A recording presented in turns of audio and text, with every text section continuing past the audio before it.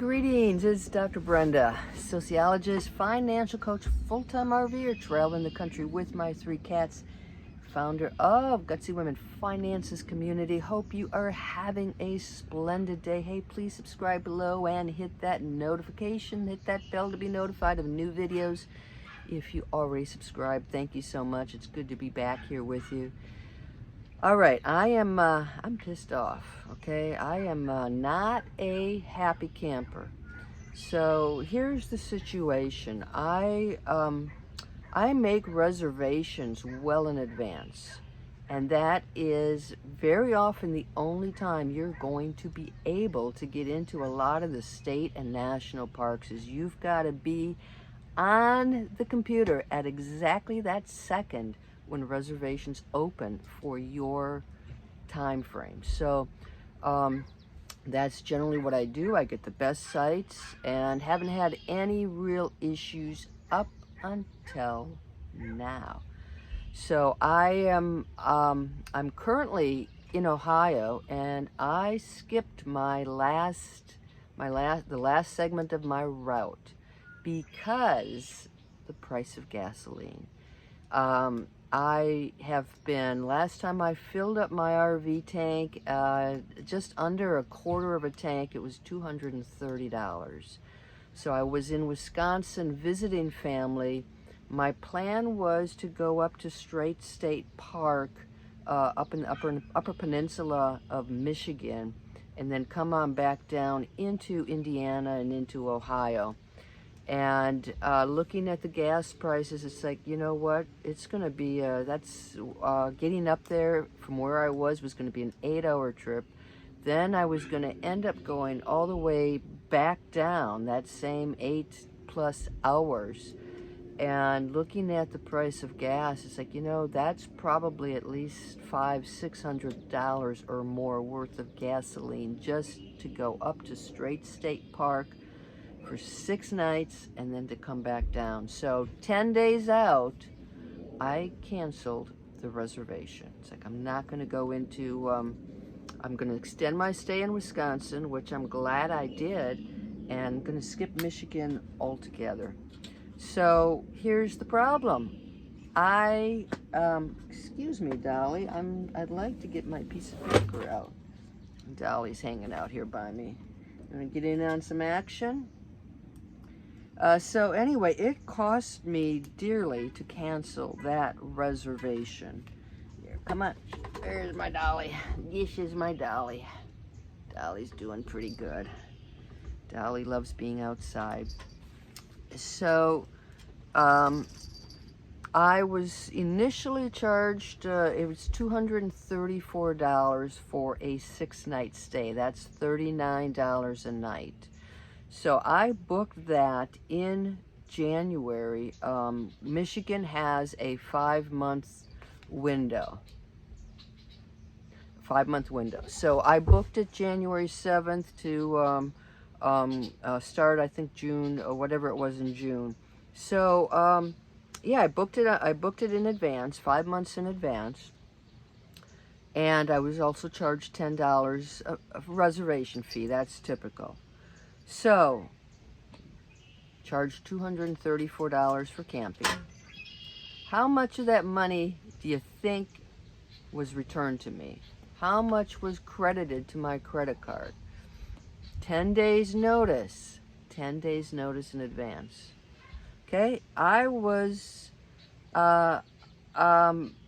got a refund of about $103. They charged me $10 to cancel the fee. Nothing I can do about that. Michigan has this additional fee based on the number of months that your reservation was held. Basically, they charged me $93.60 to cancel that reservation. Okay, I wrote down all this stuff here because this is insane. This is just nothing but pure, I don't know what. Nothing is based on how far in advance you cancel. So 10 days canceling in advance would have given them plenty of time to fill up that empty spot in the campground. Instead, they based their refund fees on the number of months your reservation was held. So I held my reservation for 5 months. I was charged a 40% reduced stay fee, $93.60. If I had made my reservation 4 to 5 months, a couple of weeks later, I would have been charged 30%, $70.20. If I'd made my reservations 3 to 4 months before my reservations took place, I would have been charged 20%, $46.80. If I had made that reservation 2 to 3 months in advance of my stay, I would have been charged $35.10. Up to 2 months, I would have been charged 10%, just $23.40. Okay, this is it. This is absolutely ridiculous. It doesn't make any sense why I should be charged $93.60 because I made my reservation in January versus someone who made their reservation in May. They're charged $23.40. What is the logic behind that? I don't get it, especially given 10 days notice. 10 days notice. So I looked at what I could find in terms of reservation policies. I'm like, well, maybe Michigan State. I have had to cancel reservations with COVID. So that was a couple of years ago. So like, well, maybe I'm just maybe it's my expectations that are out of line. So I looked to see, like, if I hadn't stayed at the KOA, this is why I travel with cats, by the way. Yeah. Okay, so if I had stayed at the local KOA instead of that state park, they have a 48-hour notice. Okay, get my refund. Just give them 2 days notice. So I looked at the Wisconsin state parks, right? Borders Michigan. Let's see what Wisconsin does. Wisconsin state parks will give you a full refund. Now, that doesn't include a reservation and a cancellation online fee. But they're going to give you a full refund if you cancel before 3 o'clock 2 days before your day of reservation. And if you cancel after that, they're going to refund you all but that fee, that reservation fee, and the first night stay. Okay, so Michigan's way out in comparison to Wisconsin. I looked at Indiana. I'm still looking at Indiana because I can't find a cancellation policy on their website anywhere. But this is Byzantine. This is punishing. They've basically stolen $100 out of my pocket for not going to Michigan. Well, what is my incentive now to go to Michigan and to use one of their state parks? My incentive is zero. You've lost a state park enthusiast, Michigan. It's not worth it. It is just not worth it. I am thankful that I just had a 6-night reservation stay. I like to stay 10 to 14 nights. Imagine if I'd stayed a 14-night stay or even 10 nights. I'd have been paid $390.